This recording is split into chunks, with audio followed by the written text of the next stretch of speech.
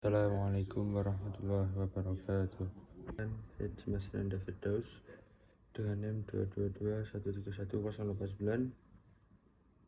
Prodi Hukum Pidana Islam dari kelas 3C Fakultas Syariah, ingin menyampaikan tugas usul fikih tentang mantuk dan mafhum. Nah, pokok pembahasan pada hal ini yang pertama pengertian mantuk dan macamnya, yang kedua pengertian mafhum dan macamnya, yang ketiga pengertian mafhum muwafaqah dan bentuk-bentuknya, yang keempat pengertian mafhum mukhalafah dan macamnya. Nah, di sini pengertian mantuk. Mantuk secara etimologi yang artinya berbicara. Mantuk atau isim maf'ul berarti yang dibicarakan. Mantuk adalah arti yang diperlihatkan oleh lafal yang diungkapkan, yakni petunjuk arti tidak keluar dari unsur-unsur huruf yang diucapkan. Selanjutnya, macam-macam mantuk.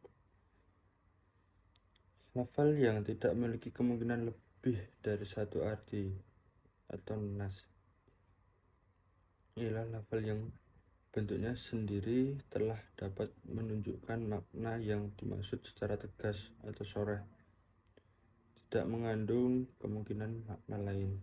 Misalnya firman Allah dalam Quran surat Al-Baqarah ayat 196 yang bunyinya Bismillahirrahmanirrahim. Fasiyamu salasati ayya min fil haja wa sab'ati idza jatu tilka'a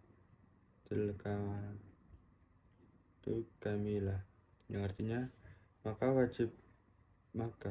wajib berpuasa 3 hari dalam masa haji dan 7 hari lagi apabila kamu telah pulang kembali, itulah 10 hari yang sempurna.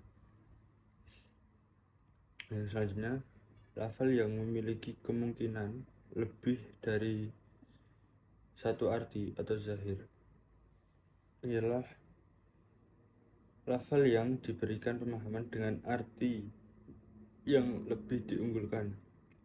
Zahir ialah lafal yang menunjukkan sesuatu makna segera dipahami ketika diucapkan tetapi disertai kemungkinan makna lain yang lemah atau marjuh. Misalnya firman Allah dalam Quran surat Al-Baqarah ayat 222, wala taqrabuhunna hatta yatahhur, dan janganlah kamu mendekati mereka sebelum suci. Selanjutnya yang ketiga, muawal, lafal yang diberi pemahaman dengan arti yang tidak diunggulkan atau marjuh karena terdapat indikasi ketidakmungkinan diberi pemahaman dengan arti yang diunggulkan atau rajih. Misalnya firman Allah dalam Quran surat Al-Isra ayat 24,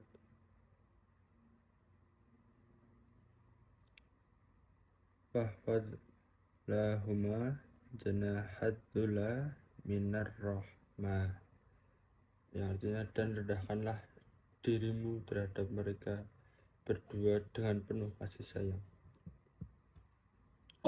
Nah, selanjutnya kita masuk ke mafhum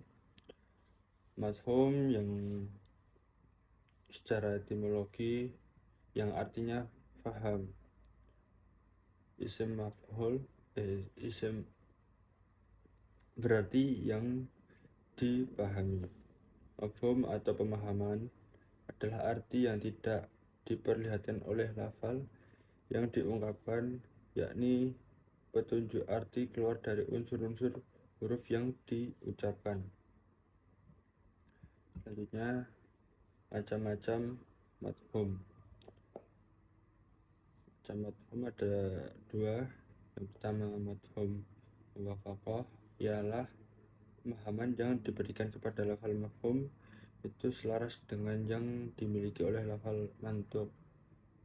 Dengan kata lain, makna yang hukumnya sesuai dengan mantur biasanya yaitu mafhum mukhalafah, yaitu pengertian yang dipahami berbeda daripada ucapan, baik dalam istinbat yang artinya menetapkan, maupun nafi yang artinya meniadakan. Oleh sebab hal itu yang diucapkan seperti firman Allah Subhanahu wa taala, artinya apabila diseru untuk menunaikan sholat Jumat, maka bersegeralah kamu kepada mengingat Allah dan tinggalkanlah jual belimu. Dari ayat ini dipahami bahwa boleh jual beli di hari Jumat sebelum azan dikumandangkan dan sesudah mengerjakan sholat Jumat. Dalil kitab ini dinamakan juga mafhum mukhalafah. Nah, selanjutnya bentuk-bentuk mafhum muwafaqah. Yang pertama, ahwal kitab, yaitu apabila yang dipahamkan lebih utama hukumnya daripada yang diucapkan. Seperti memukul orang tua tidak boleh hukumnya. Firman Allah yang artinya, jangan kamu katakan kata-kata yang keji kepada kedua orang tuamu. Contohnya seperti kita berbicara dengan kata terus membentak atau apa, kata-kata yang keji saja tidak boleh, apalagi memukulnya. Nah, yang selanjutnya lahnal kitab, yaitu apabila yang tidak diucapkan sama hukumnya dengan diucapkan, seperti memakan atau membakar harta anak yatim tidak boleh berdasarkan firman Allah Subhanahu wa taala.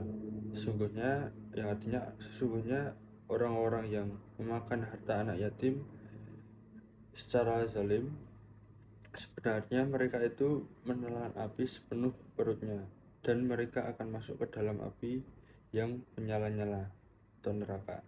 Quran Surat An-Nisa ayat 10.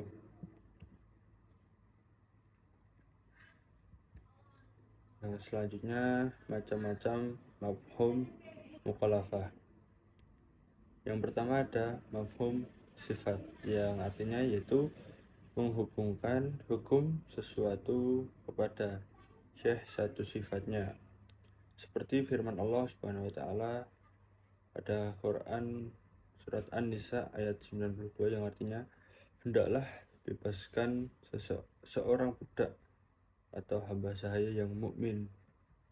Yang kedua, mafhum ilat, artinya menghubungkan hukum sesuatu menurut ilatnya, mengharamkan minuman keras karena memabukkan. Yang ketiga yaitu memperhubungkan hukum sesuatu kepada bilangan tertentu. Firman Allah Subhanahu wa taala artinya, dan orang-orang yang menuduh wanita-wanita yang baik-baik atau berbuat zina dan mereka tidak mendatangkan 4 orang saksi, maka deralah mereka atau yang menuduh itu 80 kali dera. Quran Surat An-Nur ayat 4. Yang keempat, mafhum ghoyah, yaitu lafal yang menunjukkan hukum sampai kepada ghoyah atau batasan hingga lafal ghoyah ini ada kalanya illa dan dengan hakta, seperti firman Allah Subhanahu wa taala Quran Surat Al-Maidah ayat 6 yang artinya, apabila kamu hendak mengerjakan sholat, maka basuhlah mukamu dan tanganmu sampai dengan siku. Yang kelima itu mafhum had, yang artinya yaitu menentukan hukum dengan disebutkan suatu adat, diantaranya adat-adatnya.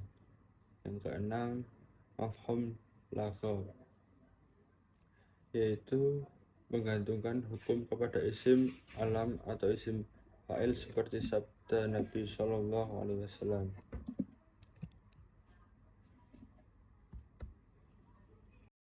Cukup sekian yang dapat saya sampaikan, kurang lebihnya mohon maaf. Semoga dalam video kali ini bisa bermanfaat untuk kita semuanya.